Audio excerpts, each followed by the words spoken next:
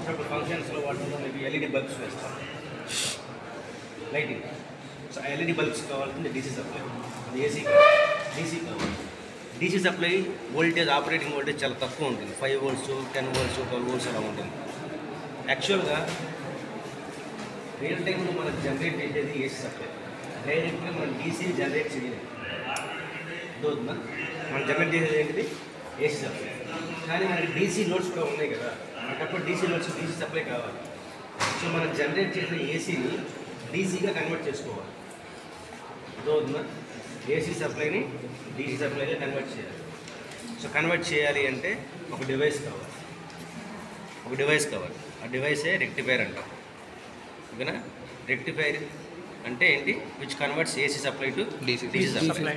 So again, so DC అంటే ఏసీకి డీసీకి difference ఏంటి? ఏసీ సప్లై అంటే బై డైరెక్షనల్ పవర్ ఫ్లో ఉంటుంది, డీసీ అంటే ఓన్లీ వన్ డైరెక్షన్. ఇప్పుడు మనకి ఏసీ అంటే మనకు అందరికీ తెలిసింది ఏంటి? Positive half cycle, negative half cycle.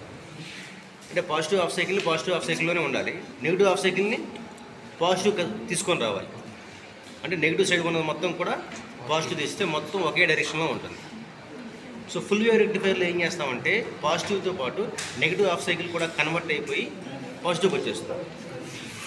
అంటే టోటల్ సైకిల్ మొత్తం కూడా రెక్టిఫై అయ్యింది. బట్ హాఫ్ సైకిల్ ఏంటంటే ఓన్లీ పాజిటివ్ హాఫ్ సైకిల్ ఒక్కటే చూడండి, you can see this is the actual AC supply. Positive negative ఇది మొత్తం ఒక సైకిల్. ఇందులో పాజిటివ్గానే ఉంటుంది, నెగిటివ్ అసలు జీరో అవుతుంది. అంటే మనకి డీసీ కావాలంటే ఓన్లీ పాజిటివ్గా ఉండాలి. ఇక్కడ ఎక్స్ట్రా ఏముంది? నెగిటివ్ జీరో చేస్తాం. నెగిటివ్ ఏం చేస్తాను? ఆల్ నెగిటివ్స్ మొత్తం జీరో చేస్తాం, ఓన్లీ పాజిటివ్సే ఉంటాయి. Only positive. ఇది ఓన్లీ అంటే ఇన్పుట్లో ఉన్న 2 సైకిల్స్లో హాఫ్ సైకిలే మనకి కనిపిస్తుంది, ఇంకో హాఫ్ సైకిల్ ఉండదు. అందుకని దీన్ని హాఫ్ వేవ్ రెక్టిఫైర్ అంటారు. ఓన్లీ హాఫ్ వేవ్ ఒకటే అవుట్పుట్లో ఉంటుంది. ఓకేనా? సో నెక్స్ట్ అదే ఫుల్ వేవ్ అనుకో, ఏదైతే ఉందో నెగిటివ్ హాఫ్ సైకిల్, ఈ నెగిటివ్ కూడా పాజిటివ్గా వచ్చేస్తుంది, అప్పుడు మొత్తం పాజిటివ్గా ఉంటుంది. That is the difference between half wave and full wave.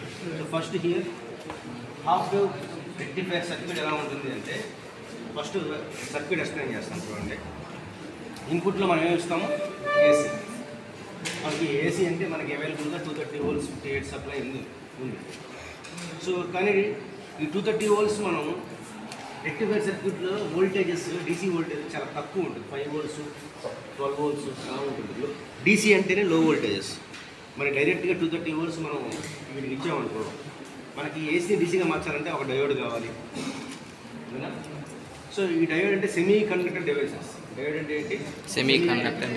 Semi conductor డివైస్కి operating voltage చాలా తక్కువ ఉంటాయి. మీరు డైరెక్ట్ 230 volts ఇస్తే అది వర్క్ అవ్వదు, డ్యామేజ్ అవుతుంది.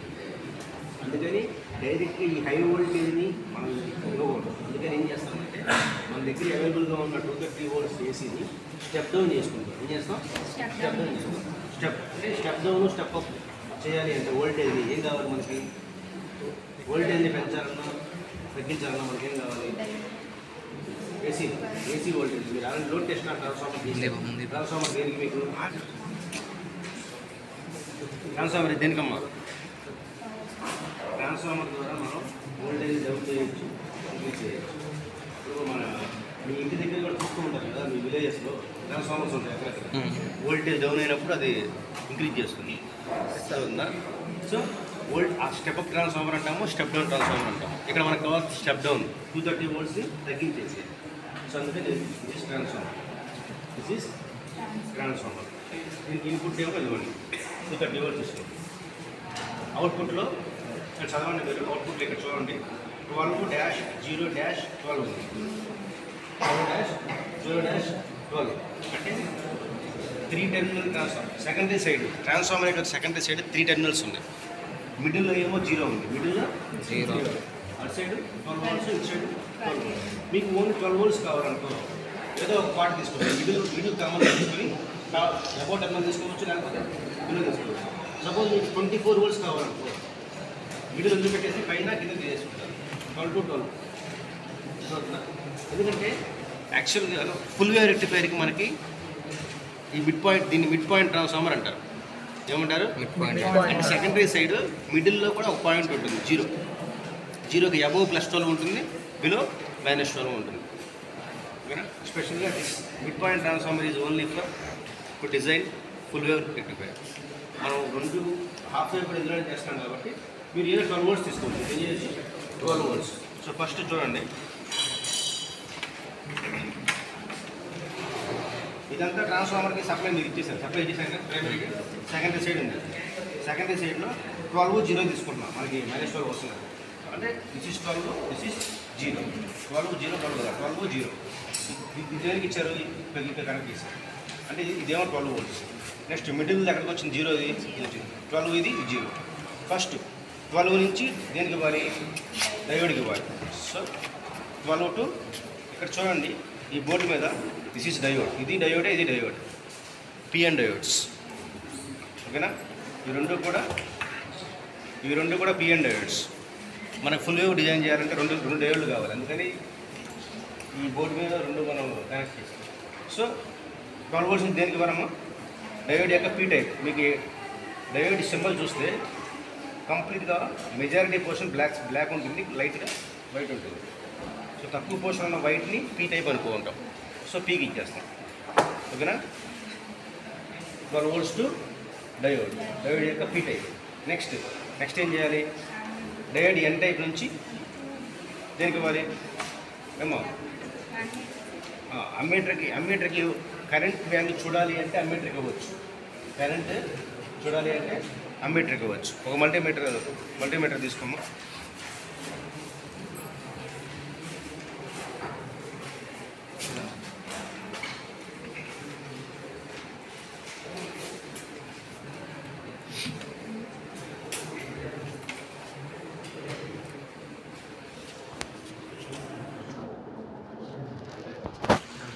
సో మిల్లీ యాంప్స్ తీసుకుంటాం. ఇంకొక ప్రోబ్ తీసుకుంటాం.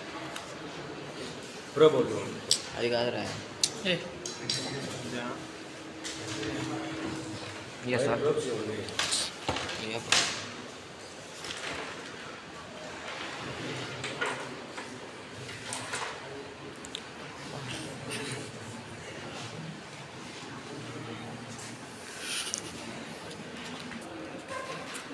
అమ్మీటర్ నుంచి ఏం చేయాలి? అమ్మీటర్ నుంచి resistance resistance. Okay. Next resistance అదరేంటి నుంచి సప్లై ఇచ్చేది. సప్లై అయితే 0 ఇచ్చేది. ఏం చేయాలి? 0 ఇచ్చేది. ఓకే, 0 ఇచ్చేది. సో అవుట్పుట్ వోల్టేజ్ని మీరు మెజర్ చేయాలి అంటే అక్రాస్ రెసిస్టెన్స్ వోల్టమీటర్ కనెక్ట్ చేసుకోవాలి. వోల్టమీటర్ కనెక్ట్ చేయాలి. ఆ వోల్టేజ్ వేవ్ ఫామ్ డిస్ప్లే అవ్వాలి అంటే ఎగ్జాక్ట్లీ ఈ లోడ్కి అక్రాస్గా, ఈ లోడ్కి రెసిస్టెన్స్ అక్రాస్గా దీన్ని డిఎస్ అవ్వచ్చు, సిఆర్ అవ్వచ్చు. అంటే ఇదేం చేస్తుందంటే మనకు వచ్చే వేవ్ ఫామ్ని డిస్ప్లే చేస్తుంది. సో ఇది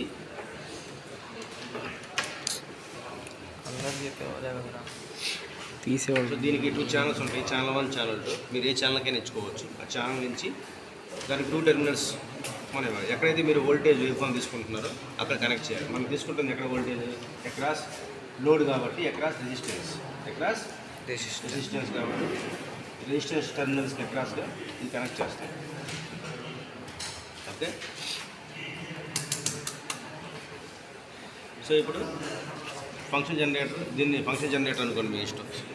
ఇది ఆన్ చేయాలంటే ప్రెస్ చేయాలి. సప్లై ఆన్ చేసి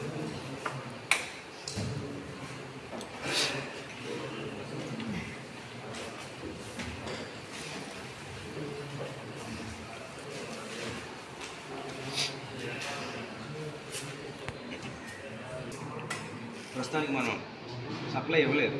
సప్లై ఏమైనా ఇచ్చాము, ఇంకా సప్లై వోల్టేజ్ ఏమి ఇవ్వలేదు. ఓకేనా? అది ర్యాండమ్గా ఏదో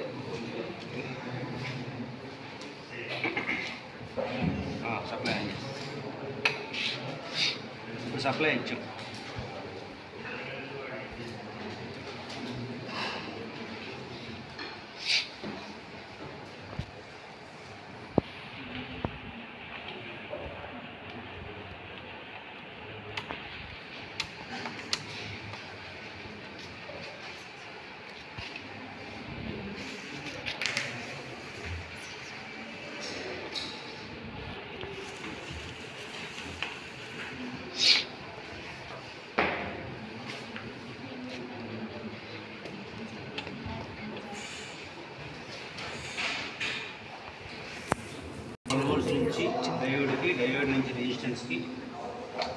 రెసిస్టెన్స్ నుంచి డైరెక్ట్గా 0 వోల్ట్స్కి ఇచ్చేసేయాలి. సప్లై ఆన్ చేయము.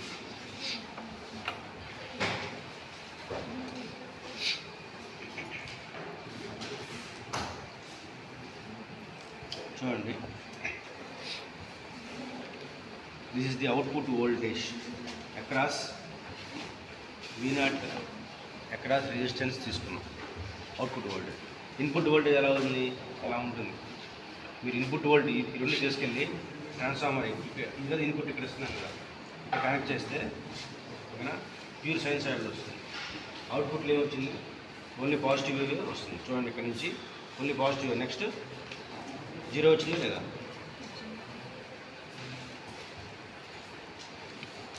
ఓకేనా positive 0 positive 0. Only one direction power flow ఉందా లేదా, ఓన్లీ ఒక సైడే ఉంది కదా, దాన్ని రెక్టిఫైర్ అంటాం. అంటే ఇన్పుట్ మనం బై డైరెక్షన్ ఇస్తే అవుట్పుట్ యూని డైరెక్షన్ వచ్చింది. ఓకేనా. కానీ మనకు కావాల్సిన యాక్చువల్గా ఎగ్జాక్ట్ డీసీ సప్లై. దీంట్లో this is not exact DC, this is not pure DC. దీంట్లో కూడా కొంత ట్రిపుల్ కంటెంట్ ఉంది అంటాం. సో దీన్ని కూడా కాన్స్టెంట్గా చేయాలి అంటే కెపాసిటర్ ఫిల్టర్ కనెక్ట్ చేయాలి. ఏం చేయాలి, కెపాసిటర్ ఫిల్టర్. రెసిస్టెన్స్కి ఎక్కడ కెపాసిటర్ కనెక్ట్ చేస్తే ఇది కాన్స్టెంట్గా తీసుకొని రావచ్చు. ఓకేనా. సో ఇంతవరకు వితౌట్ కెపాసిటర్ హాఫ్ వే రెక్టిఫైర్ వితౌట్ ఫిల్టర్ అన్నమాట. విత్ ఫిల్టర్ అంటే ఇలా వస్తుంది, వితౌట్ ఫిల్టర్ ఇలా వస్తుంది కదా, విత్ ఫిల్టర్ ఏం వస్తుంది, ఇలా వస్తుంది. కాబట్టి ఇలా వస్తుంది కాన్స్టెంట్గా.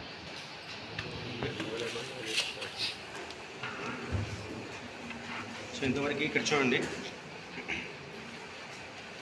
వోల్టేజ్ చూడండి ఎంత వస్తుంది. మనం యాక్చువల్గా ఎంత ఇచ్చాము, 12 వోల్ట్స్ ఇచ్చాము 12 వోల్ట్స్. ఈ యావరేజ్ ఏమైంది, 12 నుంచి 7 ఇప్పుడు పోయింది అంతే కదా, హాఫ్ సైకిల్ లేదు కదా. ఓకే.